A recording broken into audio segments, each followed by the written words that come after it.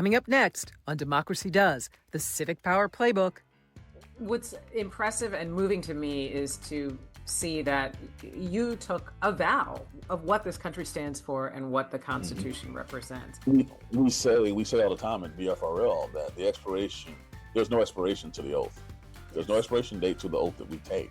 If you are an officer in the military, you can be recalled at any point to the day you die. It's a lifetime commission. And so when I say we take it serious, we take it serious. That's up next. Welcome to Democracy Does, the Civic Power Playbook, the podcast that cuts through the noise to explain what's really happening in our democracy. Each episode breaks down key issues with insight from policy experts and change makers, giving you clear tips to take action.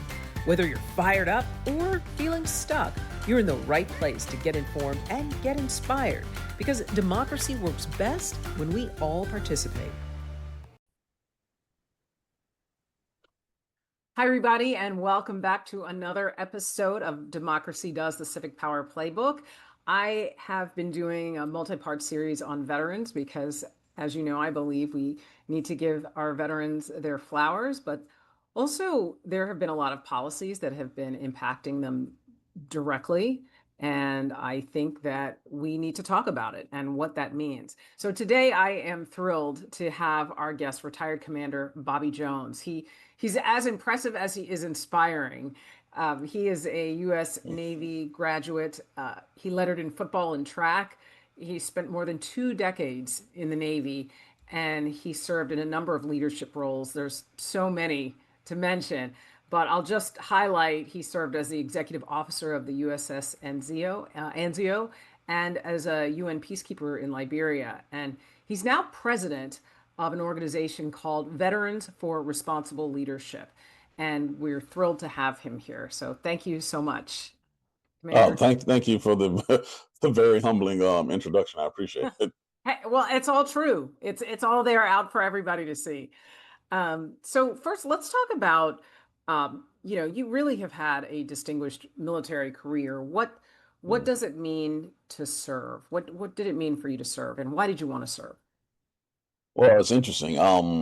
My family historically has military ties, but my father and mother did not serve. My father was good enough to actually play in the National Football League, but my uncles all served. They were Marines, and it was just always something that appealed to me. So when I was younger, when I was a teenager, one of my uncles said, the United States military is one of the few organizations that I know of where, your merit is what matters the most, not your appearance. And that is something that has always appealed, especially to African Americans throughout America's history. And so I was very, very, lucky and blessed to get a scholarship to go to an elite high school, one of the best ones in the country. And when I was getting ready to look at colleges, I was being recruited by all these places to play football. But, I noticed that, the service academies, West Point, Annapolis, those guys did not reach out.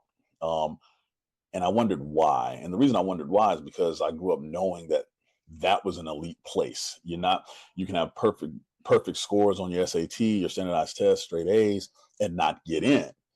Because if you don't have leadership ability, leadership qualities, they don't want you. If you want to be super smart, no offense to the Ivy Leaguers, go to an Ivy League school, if that's all that matters. And so I reached out to them, pursued my nomination through United States Congress, and received an appointment to the Naval Academy in Annapolis. And being amongst the nation's best is what really appealed to me. Being in a position to be developed as a bona fide leader, not someone who just talked the big game, but actually went through the process of learning how to lead. One of the things I tell people, leaders aren't born, but at the same time, they're not just made. Leaders are forged. They have to go through things. They have to be pushed out of their comfort zone. They have to adjust to environments that may be foreign to them to develop leadership. And Annapolis was all of that in one 4-year dosage. Now, the thing that was interesting, didn't expect that 109 days after President Bush gave us our diplomas, that September 11th was happening, 9/11 kicked in. And, My class, the class of 2001, went to war for 20 years. We pulled out of Afghanistan in August of 2021. We were commissioned May 25th of 2001. That's 20 plus years of being in combat and doing combat operations and all the things that we had to do. So my career showed me that leadership applied is very hard. You can go to a Barnes and Noble, any bookstore in America, and see book after Right. book after book on leadership. But so few people have actually had to lead in situations where people's lives are on the line. The fate of history could turn based on your decisions. And there were a lot of us that had to make decisions that had ripple effects. And so to be in those situations, and then also to be completely blunt and honest, to be one of the few Black people in an organization where the officer corps is not exactly reflective of American society percentage wise, added another layer to everything that happened. And so the one thing that I took away from my Navy career that I'm so thankful of is when things hit when the ish hits the fan, Yeah. people ain't care. They don't care about your color. They don't care about your gender. You can see who people gravitate towards and say, oh, that's the leader. Follow them. Yes. It's funny. All the politics that's going on right now. You and I both know if something hits the fan right now, you know damn well who you probably gonna go to in that room or in that space. Politics don't matter. Posturing Yes. doesn't matter. And that's what I loved about being in the Navy. It was like pure competence. When it's on, that's what matters the most. Mhm. And let's talk about why you decided to lead up Veterans for Responsible Leadership, because Mhm. this leads right into how you have been trained and tested as a Mhm. leader. And now you are head of this organization. How did that come to be, and why do you think it's necessary now? Wow. So interesting enough, one of my classmates out of the Naval Academy, Mr. Dan Barkoff, he graduated. I was a surface warfare officer driving ships. He with his underachieving behind decided to go become a Navy SEAL. So he goes and becomes a Navy SEAL and does all that stuff you see in the movies and stuff that people write about. And he decides to get out after, Iraq, Fallujah, all this stuff. And because he's the underachiever that he is, he applies and gets into Harvard Medical School and becomes a emergency trauma room surgeon. Wow. Because why not, Dan? Anyway, he grew up in Maine in the Vermont area as a classic, as we could say, classic Bush conservative.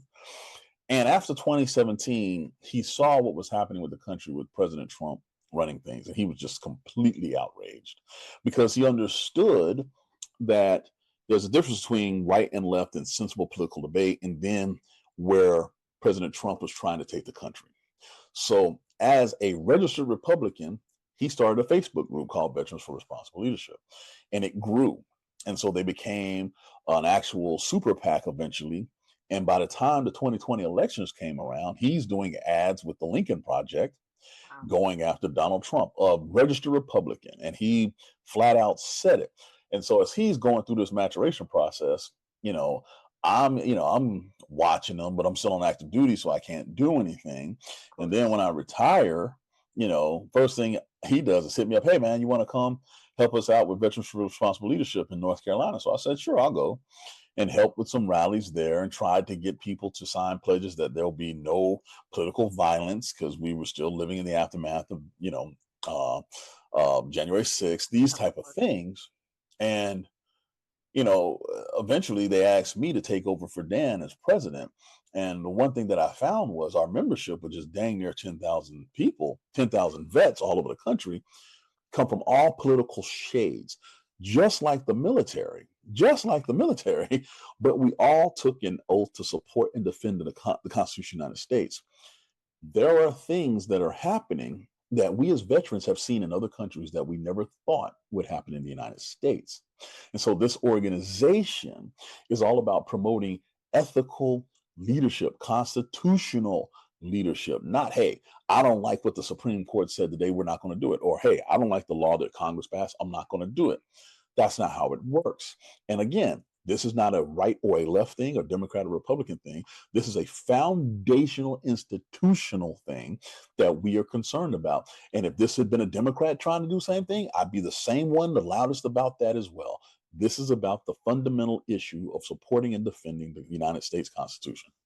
Well, Commander Jones, I'm really glad you mentioned that because that is one of the points that's very important for this particular conversation and for my podcast in general, because it's not Mhm. about one side or the other. It's about what's fundamentally correct. Mhm. That being said, tell me a little bit more about what your organization does, because I love the fact that you cross party lines and you just support each other as in the brotherhood and sisterhood of veterans. Yes. But tell me, what do you do in terms of in terms of the presence of your Yeah. organization? So I'm glad you asked. So there are two major things that we're doing right now. Well, actually three. Let me back up. Okay. Number one, we help promote candidates that we believe have that same belief system. We will endorse a Republican. We'll endorse a Democrat. However, overwhelmingly in the last 3 years, we've seen this blind devotion from the Republican Party to the MAGAism that's taking over. But hey, if you believe that, hey, there are certain lines and limitations that the chief executive has as outlined by the United States Constitution, Article 2, you know, we will listen to you because at the end of the day, it's like what Richard Nixon and John F. Kennedy said in their 1960 debate. They both want what's best for America. They understand that we have different ways of how we want to go about it, but we understand the basic fundamentals of the country are sound. And mind you, this was going on during the civil rights movement when they had that debate, and they got nowhere near this crazy. So that's number one. We find candidates and we try to promote and endorse them. Number two, we are trying to make sure that protests that are being organized, such as the No Kings protest that's going to be kicking off again. We are one of the sponsors. That we want to make sure that the protests are in legal congruence with local law and that they are loud and broadcast. There's no sense in having protests if it devolves into a riot, because right now that's giving the current administration exactly what they want. Exactly. They want you to take the bait. But however, when you have 3 million here, 1 million here, and everybody is peaceful, it is a powerful message. So we're helping coordinate with other organizations to do that. So protesting peacefully yet powerfully is what we're looking at. And then the third thing is something that, we are starting to do, and I personally have started to try to do with my various podcasts and social media, is to re-educate the American citizen on American civics. The reason a lot of this stuff is happening is because the average American right now would flunk the citizenship test. They have no idea how our government is structured, how it works, and most importantly, the role that they play in it. Okay. That is also key. This experiment known as America requires proactive participation. And when you don't participate, you're getting what you're seeing right now. So it's a threefold thing of we're finding candidates, powerful, peaceful protesting. And then, to be completely honest, the re education of the American citizen. It reminds me of the miseducation of Lauryn Hill back in the 90s. Yeah. But that's kind of what we're dealing with when you really think about it. What's impressive and moving to me is to see that you took a vow, really, and Hmm. that of what this country stands for and what the Hmm. Constitution represents. We say all the time at VFRL that there's no expiration to the oath. There's no Yes. expiration date to the oath that we take. Mhm. And it's interesting. I don't know if most people know, but even if you are an officer in the military, you can be recalled at any point to the day you die. It's a lifetime commission. And so when I say we take it serious, we take it serious. And the thing I will tell people too who are listening, we've been to other countries where this thing has failed. Yes, that's what We I know find what it looks like. fascinating. Yeah, and so you better believe we're hell bent to making sure that it doesn't happen here. And right now we're inching that way. And it's sort of like the frog in the pot, Yeah. scenario where they turn the heat up a little bit and you don't know Yeah. you're burning until it's too late. That's kind of where we are. And we're trying to raise a flag now to stop people so they can notice and pay attention. Do you feel afraid? Are you afraid or are you more agitated? How do you feel right now? I wouldn't say that I'm afraid. I would say that I'm overwhelmingly annoyed, borderline pissed. And the reason I'm not afraid is I don't know what it is about this country, but at every major inflection point in its 200 and really 51-year history, there's been someone to step up to Yes. kind of jigger us back over to the right side, like shake it, whether and some of them are major figures, a lot of them are minor figures. We just don't recognize it. That's right. Abraham Lincoln was a loser politician until he ran for a job that really no one wanted in 1860. No one wanted a job, Right. you know, or an FDR who was a polio victim, where if the world knew he had polio, there's no way he would have been elected. But here's the thing. FDR was Assistant Secretary of the Navy in a position where people thought he was just being stashed there because he really didn't have a political future.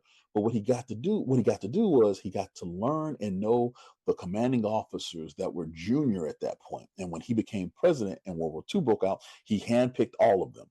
Said, "You're going to be this." Admiral Nimitz that won the Pacific War, he leapfrogged 32 people.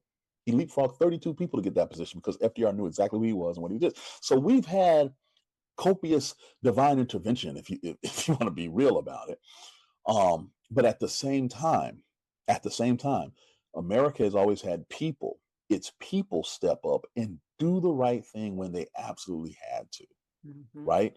For example, there's no coincidence that the civil rights movement happened after World War II. You can't go overseas and fight fascism and have people who look different than you but wear the same uniform pull you out and save your life multiple times.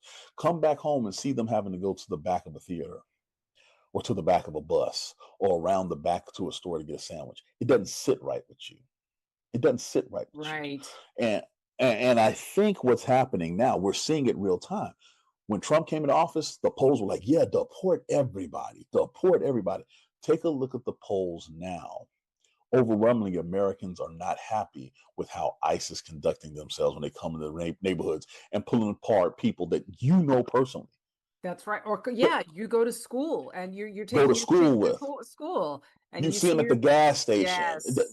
And they're like, this is not what we signed up for. That's right. So it's in us to push back against it. But sometimes it takes us getting to the freaking 11th hour to do something. Right. But historically speaking, I have hope because historically we have always done what is right in the very, very end. It may take us a while to get there, but we'll get there. And we're not done, but we got a ways to go, but we'll get there. That is so inspiring and encouraging. And I say that genuinely because there are a lot of people who are frightened, who don't know what to do. And in many respects, one gentleman I talked to said, I feel hopeless. So to hear Yep. it coming from you, from someone who has not only had your career, who has gone into countries where, you've seen democracy really, really being threatened, and your history, that is encouraging to hear. I have just two more questions for you. Yeah, One, sure. there was a recent article several months ago just about how there are so many policies that are being enforced by the current administration that are directly impacting veterans, that are really hurting them, whether it be benefits, whether it be losing positions. The Department of Veterans Affairs have been hit. There have been cuts to Medicaid, SNAP. A lot of veterans benefit from these programs. Can you speak to that? What do you think about that? So it's very interesting that you bring this up. You know, not historically, but in the last 40 years, the Republican Party has loved to brand themselves the pro-military party. Right. But I learned something during my naval service, and that is show me your time, your budget, and your actions, and I will show you your priorities. Those three things. And if you use those three things with the Trump administration 1.0 and 2.0, it is abundantly clear that they do not give a damn about veterans. Okay. When Trump was in office, a congressional report came out talking about just how little, how undermanned the VA is. Biden comes in, creates a surge, tries to hire up to 80,000 people to help fix that. And here's the thing, 80,000, a lot of them medical professionals who were making probably less money to work for the VA, but they wanted to help veterans. Hmm. Trump comes in, immediately axes that program. And the backlash is such where he can't cut all of it. So he's cutting about 30,000. But, they also shut down the veteran suicide hotline within 48 hours of him coming into office. Right. These are the things. Again, I don't care about what you say. Show me your time. Show me your budget. Show me your actions. So let's look at your time. It took you less than 48 hours to shut down something that veterans have relied upon to help save their life. Okay. When I look at your actions, I look at the cut of the people that you're trying to hire, no longer being hired to help the VA get up to speed. You send troops into DC and you go from talking about dangerous illegals to now just illegals to now homeless, which disproportionately affects veterans. So you got homeless guys and girls in Washington, D.C. that you're rounding up and no one knows what you're doing with them. Hmm. So I'm saying, so I have significant issues with President Trump and how he treats veterans. That's not even talking about how the jobs that they have cut in government have now been disproportionately affecting the 30% of the government workers who are veterans. So you are Yes. now double tapping them on top of that. And if that wasn't enough for that crap sandwich, right? Your budget for veterans here in the fiscal year budget, the one big beautiful bill, is woefully inadequate. And you have your Secretary Collins, who's a Georgia boy like me, sitting there doing the used car salesman, talking about we're going to be more efficient, we're going to be this, that, and the other. But at the same time, you gave, ICE 158 billion with a B dollars, which is more than you gave the United States Marine Corps this year. Make it make sense. So when I'm just being very logical. It's not about emotion. I'm telling you, here's the budget, here are the actions, here's his efforts, here's his time. This is what he's spending on. So you cannot logically look me in the eye and tell me he cares about veterans. Why do you think that message was missed the first time around? Because his actions did show that he was not interested in veterans the Right. first time around. So why the disconnect? This is kind of a side question, but I really Yeah. want to know from someone like you, Yeah. how did that get missed? So a couple of things. Part of this, and because I get this all the time, well, veterans overwhelmingly voted for Trump, blah, blah, blah. Because you've got to understand the veteran that we're dealing with now, post Vietnam, and those that came home from World War II and this and that, completely different. The lack of respect or acknowledgement of the Vietnam veteran, in my mind, was a major psychological and social turning point for America dealing with veterans. When you feel like you got drafted into something that you didn't want to go into, you fight this thing, you're called baby killer when you come home, there's no celebration, there's no acknowledgement of your service, you become disillusioned. This is where you saw the stream, that even small as it was, the streamline of veterans going into extreme right organizations after Vietnam. You see the unbelievable spike in drug use coming out of Vietnam, the PTSD that was undiagnosed. So you have a generation of veterans that were not taken care of. And the thing about it is, the military beats into you that, hey, you need to be part of a unit.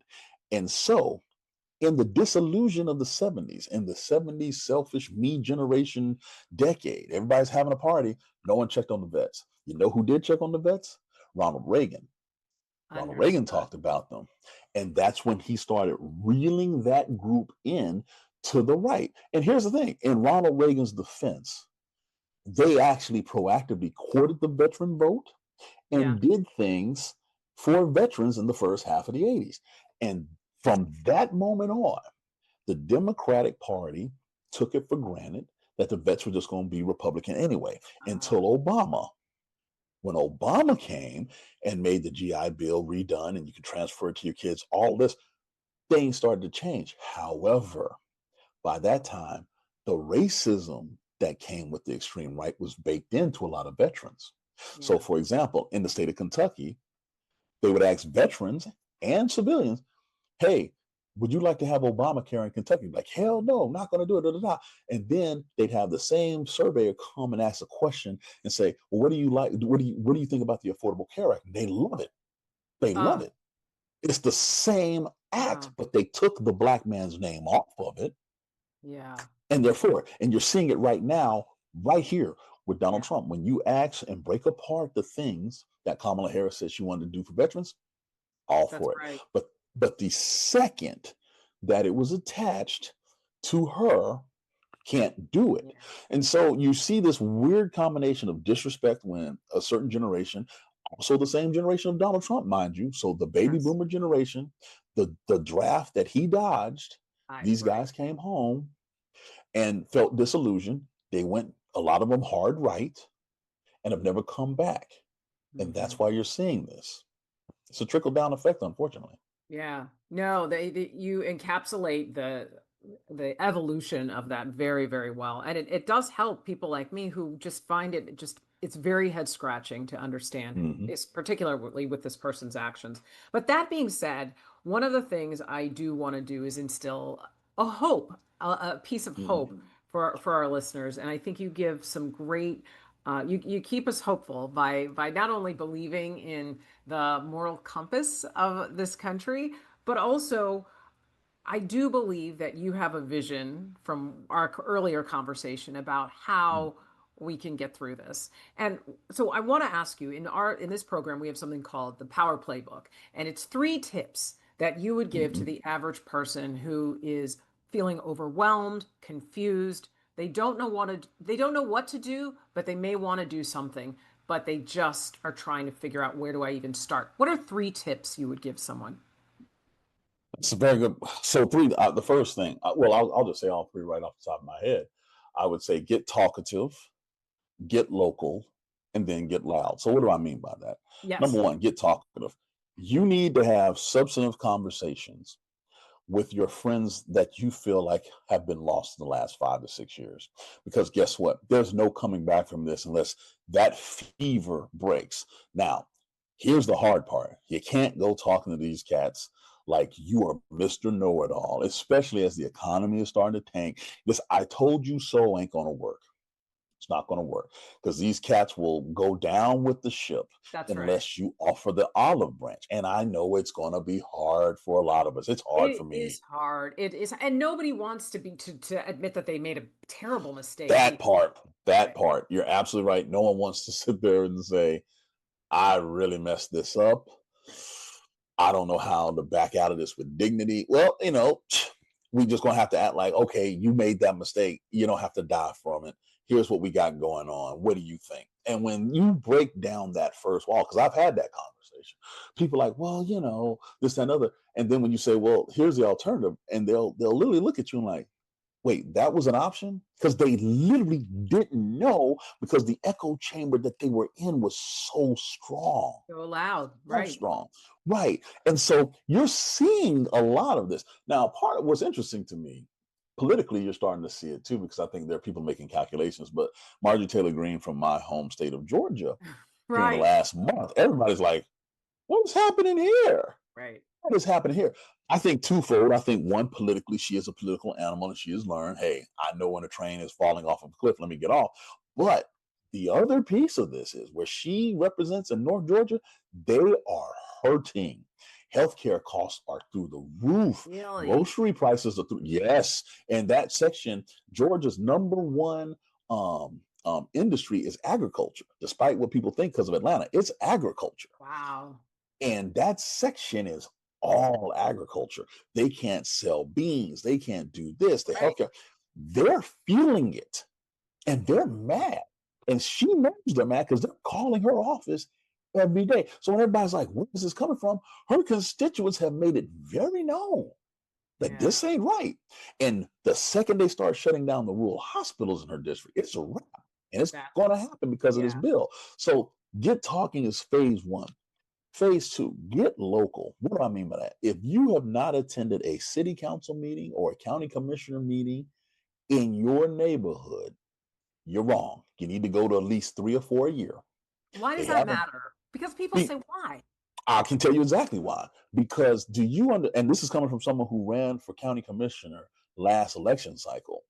The amount of stuff that gets passed locally that no one knows about, but they talk about at these meetings is it's mind blowing. It is mind blowing. And so when you're like, wait a minute, why did gas go up over here? Or wait, why is this tax going on over here? Or wait a minute, who zoned for that liquor store to be put there? It was all on public record. You all had a say. You could have said something and you could have influenced the vote. The thing that's amazing to me is businesses show up to those meetings. Yes, I have Citizens noticed that. don't. So why do you think businesses where time is literally money are showing up to these Yep, events and you, as the citizen that lives next door to whatever's happening, is not there? that's right. You gotta go. You got to go. And if no other reason, you get to meet your neighbors and you may find people that you have lived next door to for years and make a new friend. But most importantly, the representatives that are there will see that you are there. Hmm. And now they know people are paying attention. That's right. Now they know it is time that, hey, I can't just take this backroom deal or this and other. People are looking, right? Pressure from your peers, especially as an elected official, is the ultimate pressure cooker. Hmm. It changes everything. And guess what? What people don't understand is local politics has the ability to trickle up. Everybody thinks of politics, federal trickling down. Oh, no, no, no, no, no. If I'm in a county like Fayette County, Georgia, where I live, and it was one of the counties that helped turn Georgia blue in 2020 and thwarted an election, my county and the county next door and the county next door to that was the South Atlanta blue wall that no one saw coming. You better believe people pay attention to it now. Trump and Harris came through our county in 2024 because of what happened in 2020. That started locally. So when I say this, get busy locally, this is what I'm talking about. Yeah. And then, finally, when I say get loud, go to a protest peacefully. A lot of y'all have never done it, and a lot of you will say that you're scared. And every time I hear that, every time I get, I don't say scared, but I'd say I take a pause. You know what I think of?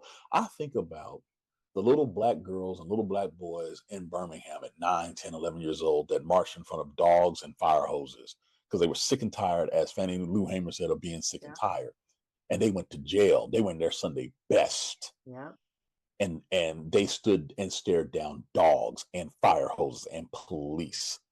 Dude, we talking about going out there with freaking solar powered little fans and lawn chairs and signs and stuff. Get off your ass. You can do something. Yes. Eventually, you've got to get to a point where you have to make it known that, hey, a Gestapo running through and pulling, Javier out the back kitchen that I've known for freaking 6 years, and he's good people, what I'm saying, whose kid plays on my little league baseball team with my son, that ain't good. We're not tolerating that here. We're not doing that here.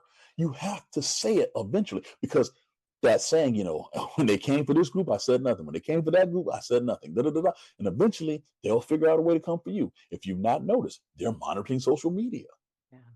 They're strong-arming universities. They just gave a dang, a little secret letter to 10 universities talking about, hey, if you want this money, do this. What planet, what timeline am I in where this is acceptable in the United States of America? Right.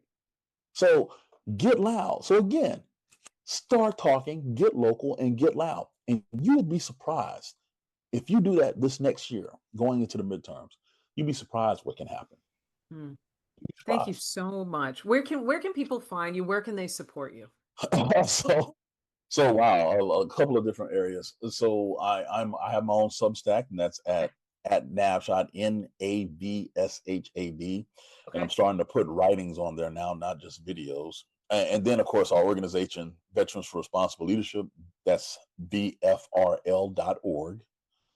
Please stop by. You don't have to be a veteran to be a member. I can't thank you enough, Retired Commander Bobby Jones. You've done incredible work, and we want to support you. And this has been a great conversation that's going to help a lot of people. Thank you so much. No, thanks for having me, Robin. Anytime. And now it's time for Retired Commander Bobby Jones' top power play tips. First, talk it out. If you hear a friend who may be saying something that's not exactly true or factual, have a conversation with them and help them get the facts straight.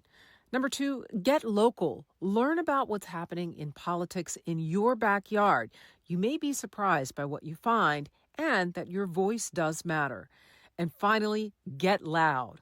Well, literally or figuratively. Really, try to get involved, whether it be volunteering or peacefully protesting. Again, Commander Jones says your participation matters. And if you want to learn more about him or Veterans for Responsible Leadership, you can go to VFRL.org, and you can catch Commander Jones on his Substack at Navshad. Thanks so much for joining us. We hope you're feeling a little more hopeful, a little less stuck, and maybe even inspired to take action, because democracy does work when we all participate. And don't forget, sign up for our newsletter to get updates on when our next episode drops. You can go to my website, democracydoes.com. And as a bonus, if you haven't gotten one, a free and easy tip sheet on how to get involved. Until next time, I'm your host, Robin Hamilton.